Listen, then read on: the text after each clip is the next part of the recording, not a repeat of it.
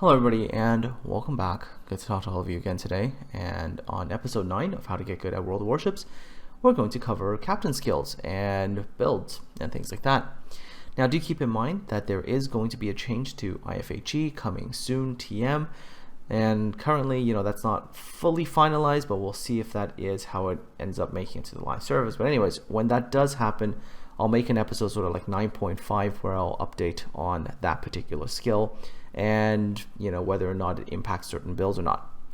So what I'm going to be doing today really is I'm going to go class by class. I'm going to start with battleships, then go to cruisers, then cruisers, they're still light and heavy cruisers, but anyways, I'll go to cruisers, destroyers, and then finally aircraft carriers, sort of in that order. And what I'll do is I'll divide it by sort of initial 10-point skills and then sort of go on from there. Okay. So as a battleship, first 10 points that you can get, I would recommend, generally speaking, getting priority target, getting adrenaline rush, getting superintendent, getting concealment expert. Okay, so some people might look at these first 10 points and ask certain questions. I've definitely had battleship players ask me, like, why on earth would you take concealment expert? Don't worry, I'll explain everything. Priority target, this is generally a good skill if you want to have as much intelligence as possible, because knowing how many people are targeting you, especially when they're unseen, is some crucial bits of information. It'll allow you to know whether or not you need to stay angled, or maybe potentially you'll be able to turn away if things are not looking so good. Second, as a battleship, adrenaline rush is always super important because, hey, you're likely to get shot at, you're likely to be losing HP, so why not get as good of a reload as you can? Because this is really the only skill on the captain tree that affects the main batteries of battleships. Next, superintendent, useful because +1 heal charge, always a good thing. And then of course we get to concealment expert. And concealment expert is the one that, like I said, people have lots of questions about the skill. Like, hey, I'm a big battleship, I get easily spotted, why do I still want to take this? Because in the event that you're trying to disengage, if you've got concealment expert plus the module, and especially when you get to the higher tiers, if you turn away and then you're running, it is easier for you to fall off the tech, and so people will stop shooting at you. That allows you the opportunity to reposition, to possibly heal, get into another kind of position for cross-firing, and just a very essential thing. This whole game is based around concealment, so this skill, absolutely crucial. In fact, this skill is crucial on every single ship except aircraft carriers. Alright, so once you've got the first 10 points down, you keep leveling your captain, and you get to 14 points. This is when you take fire prevention. So fire prevention cuts down the middle superstructure fires from 2 down to 1. Super critical, because it reduces the amount of damage that you're going to be taking from fires.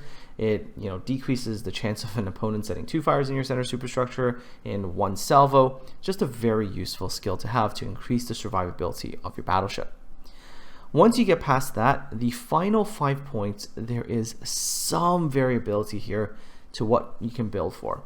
You can build for additional, let's say, survivability by getting basics of survivability, and then final skill, you get expert marksman. That is okay too for the final 5 points. You can also do one that is a little bit more at times versatile, which is to do this little selection here.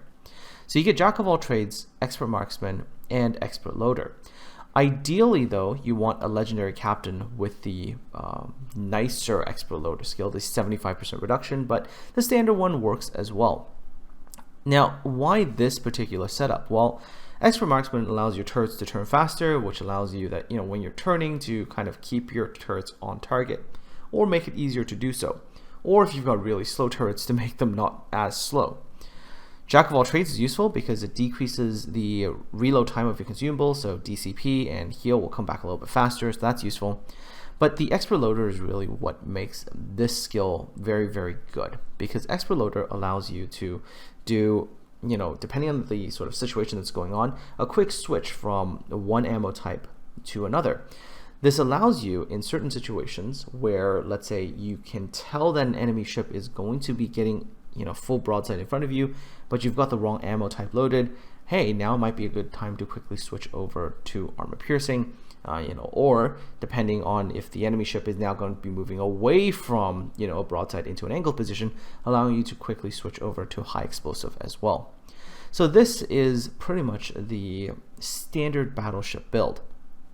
for the large majority of battleships in the game.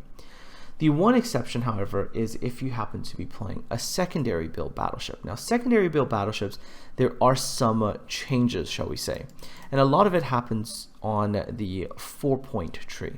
So typically, if you're running a secondary build battleship, you'll keep sort of everything else here, and instead what you'll add is like advanced firing training and manual fire control for secondary armament. And then once you've done all that, you've got 1 point remaining, which you'll slot into something like preventative maintenance, allowing your main guns and whatever to not get knocked out as easily, especially since you're coming in closer range because you're being a secondary build, and you don't want your main guns to get incapacitated as easily. So if you were playing a secondary build, this is kind of what you're going to be going for.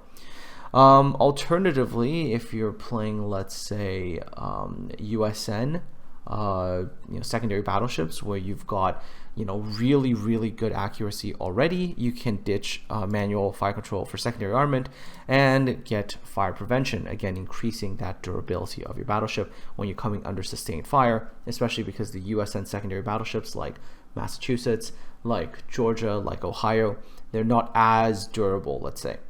Now, do keep in mind that for other secondary battleships, notably like let's say the German ones, if you're not taking fire prevention and you're taking things like manual fire control for secondary armament, it does impact the way you play. You're not as durable when coming under sustained HE spam, so it requires you to time your rushes, right? So you got to make sure that you're timing everything perfectly and you're sort of hammering home at the right times. So do keep in mind, if you're playing a secondary build, that there's a certain amount of timing that is required for maximum effect. But battleships overall are relatively simple, and I have explained sort of the majority of battleship builds. Where things get a little bit more complicated is when you move into cruisers. Now, cruisers, depending on nation, depending on your gun calibers, there's a sort of a large variety of different builds. So let's start with the heavy cruisers, because I think they're a little bit easier to sort of talk about. Now, the initial bits for heavy cruisers are actually quite surprisingly similar to the way that battleships are built. Priority target, again, adrenaline rush is a good skill. Superintendent can be good, especially at the higher tiers when you have access to the heal. And then once again, concealment expert. So everything up to the 10 points looks relatively similar.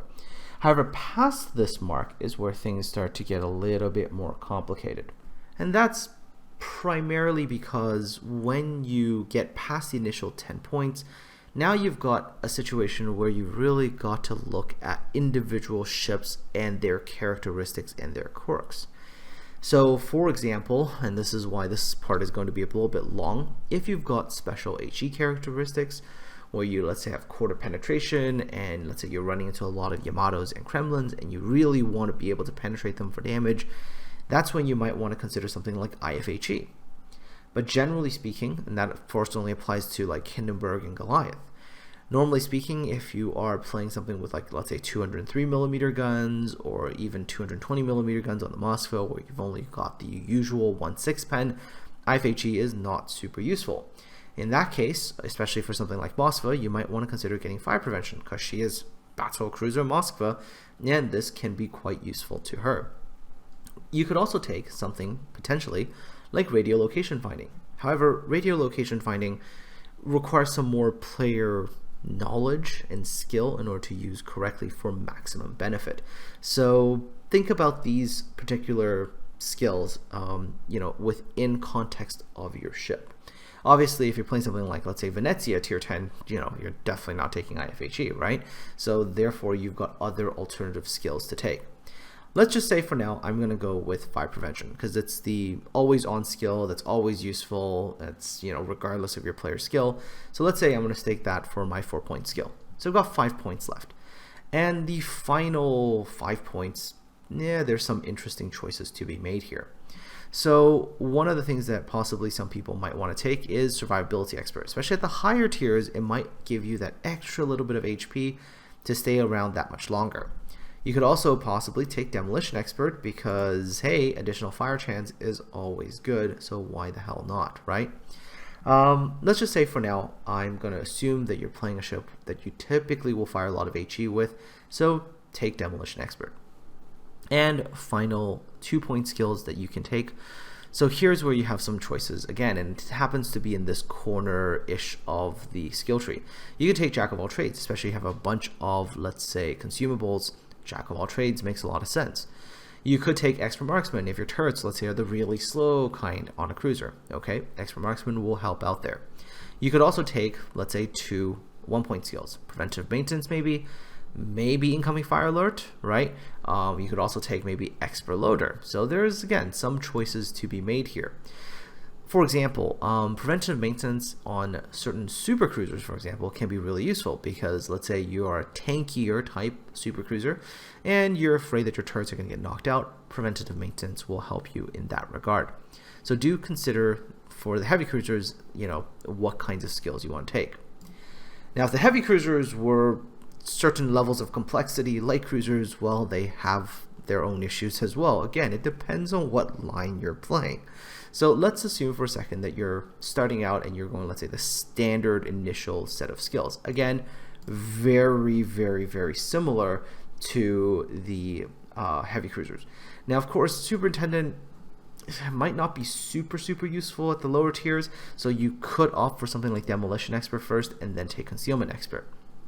So there's a choice here. Demolition expert, if you're like let's say tier 6, well, obviously this is going to help you more than superintendent because you just don't have that many consumables anyways, right? However, generally with light cruisers, especially 152 light cruisers, you might want to think about taking, let's say, IFHE. Okay, now of course this excludes British light cruisers who don't need that. British light cruisers, radiolocation is probably a better idea. Why? Because again, you can use that concealment and sort of triangulate possibly where your nearest enemy target will be, allowing you possibly to ambush that pesky little destroyer that you want to kill off. So obviously there are a little bit more variability there. Still, generally speaking, as you move up the lines on light cruisers with like 152, 155s, especially as you get up to tier 8, 9, and 10, you want IFHE because that is going to allow you currently to penetrate through 32 millimeters of armor. Again, this skill is changing, so do keep in mind that when it does, I will update this video. But currently, as of patch 0.9.1, this is the skill that you do want to get as you get up to the higher tiers with the light cruisers. Of course, if you're, like I said, playing British light cruisers with their AP-only ammunition, this doesn't really do much, right? So you might want to consider something like radiolocation, like I said earlier. Okay, so let's say we get to this point. We've got 5 remaining points. What do we put it in? Well, let's say you have a lot more consumables at tier 9, 10. You might want to consider getting superintendent. Some people might want to sacrifice demolition expert for maybe radiolocation. So maybe let's say you're playing a Worcester, and Worcester needs a lot more charges on those consumables, but doesn't really care for demolition expert because it fires so darn fast anyways, and it'll set a ton of fires. So possibly radiolocation can be useful for you in that particular moment in time. Of course, this is entirely up to you as the player to tailor it depending on your particular playstyles. There's generally, again, some skills that are more recommended over others, but there is some choice, shall we say. But let's say for now, I'm opting for maximum everything. DACA and fires and penetration damage, I'm just going to go for that. And I've got 2 points left. So on a Worcester, I might pick something like Jack of all trades just to help all of my consumables recharge a little bit faster. Sometimes you might want to offer something like Last Stand. Let's say your rudder or your engine, generally your rudder, gets knocked out quite easily. Well, let's say when you're kiting away, hey, Last Stand could help you tremendously because then you don't have to blow a DCP to try to fix your rudder. There's a lot more variability in these final couple of points, and a lot of that is going to be up to you and for you to decide really what you want to do with your final couple of points.